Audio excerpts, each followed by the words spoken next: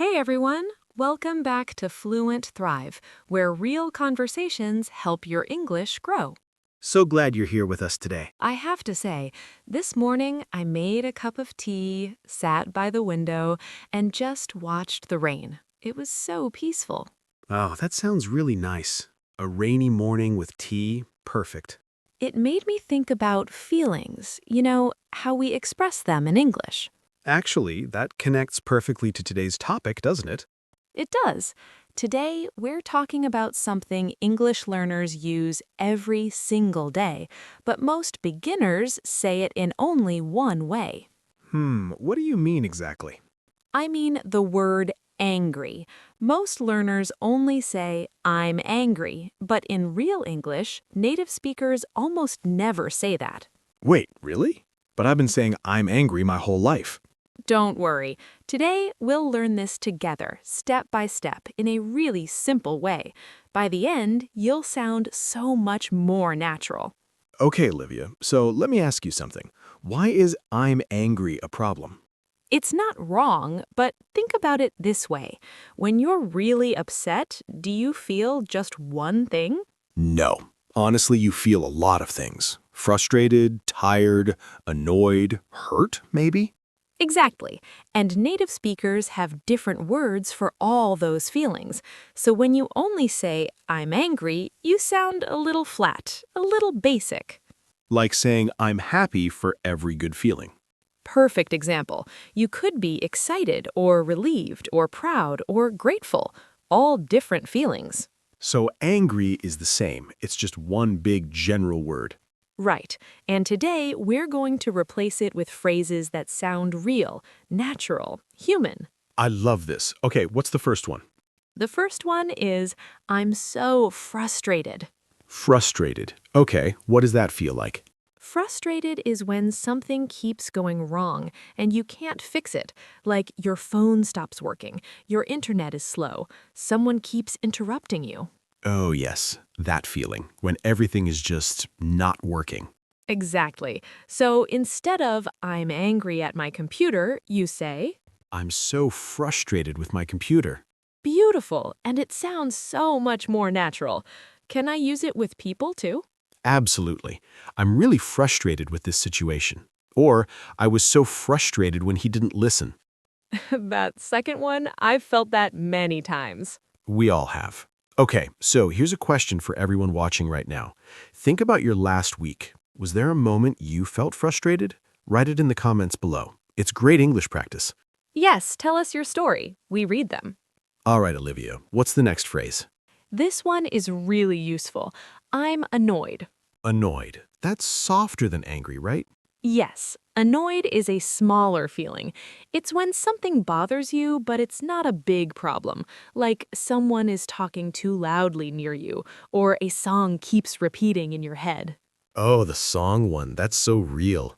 Right? So you say, that noise is really annoying me, or I'm a little annoyed right now. It sounds more polite, too. Less aggressive. Exactly.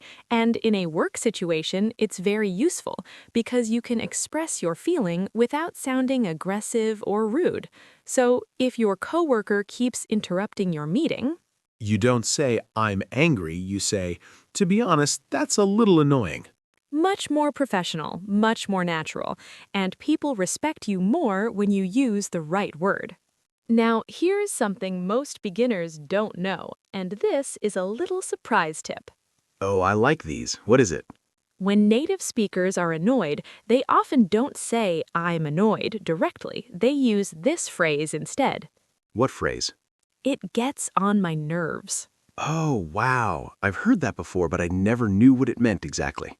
It means something keeps annoying you again and again, like that sound really gets on my nerves, or when people are late, it gets on my nerves. So it's like a repeated annoyance.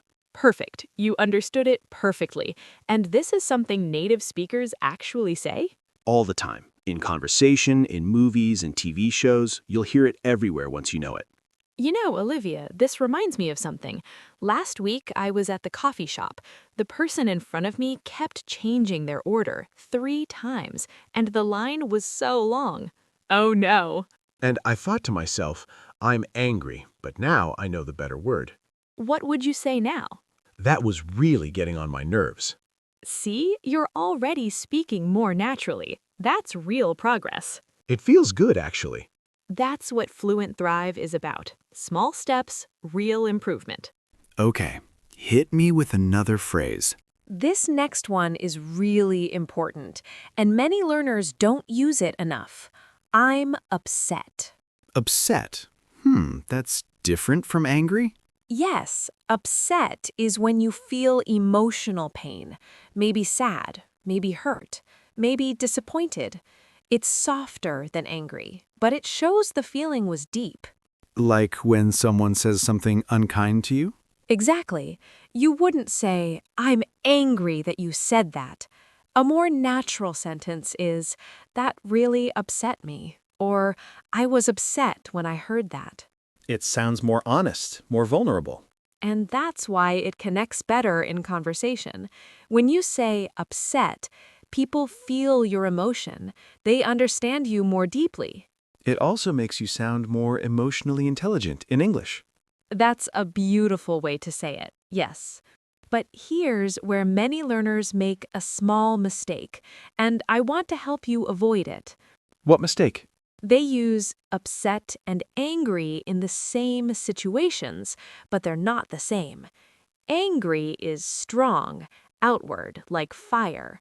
Upset is softer, more inward, like rain. Oh, I really like that. Fire and rain.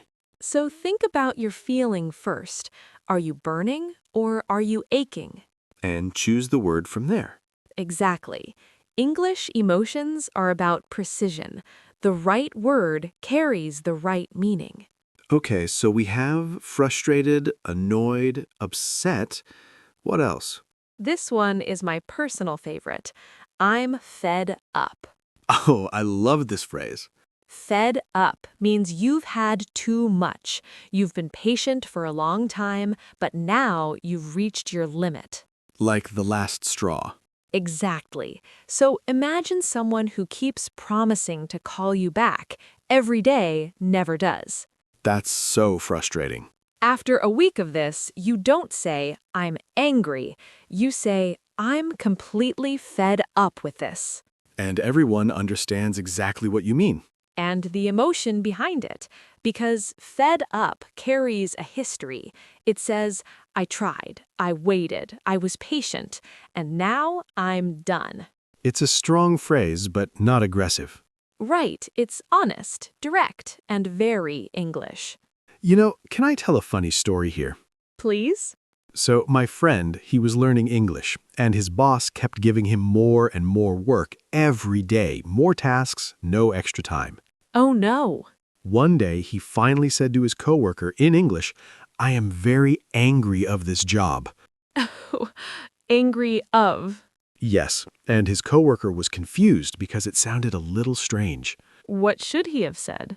Probably, I'm completely fed up with this job. Much better, much more natural, and every coworker in the world understands that feeling. We've all been there. We really have. This is such useful stuff. Okay, Olivia, what's next? This one is very common in spoken English. I'm at my limit. Ooh, that sounds powerful. It is. It means you can't take any more. Your patience is gone, but it's still calm and controlled. Very useful in professional situations. Like in a difficult meeting or with a difficult client. Yes, I have to be honest. I'm at my limit with this situation. That sentence is mature, professional, and completely natural. It's so much better than saying, I'm angry. Because it gives information. It says, I have been patient, but we need to change something now. It opens a conversation instead of closing one. That's exactly right. Anger closes doors. The right words open them. Now let me give you one more, a really beautiful everyday phrase. That really bothers me. Bothers. Okay, when do you use that? When something is uncomfortable, when something feels wrong, but it's not a crisis, like your neighbor plays music late at night every night. That would bother me too. So you say to them kindly, I have to mention something. The music at night, it really bothers me. That's so much more polite than I'm angry about your music. And you're more likely to get a good result because bothers me invites understanding. I'm angry invites defense. People get defensive when they hear angry. But bothers me makes them think, maybe I can help fix this. It's softer, but it still communicates the feeling clearly. Okay, so Olivia, let's do a quick review because we've learned so many phrases today. Yes, let's go through them slowly. First one. I'm so frustrated. Use this when things keep going wrong and you can't fix them. Second one. I'm really annoyed. Use this for smaller, repeated problems. Very polite, very natural. Third one.